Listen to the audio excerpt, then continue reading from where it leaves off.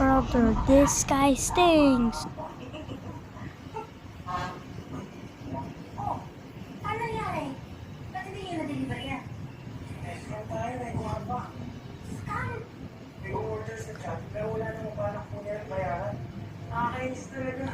Mga walang magawa sa buhay. Tayo nagtatrabaho ng matino, nagpe-permisyo. Kaya nga eh. Ano na kaya ito? Ano gusto yung budget ko?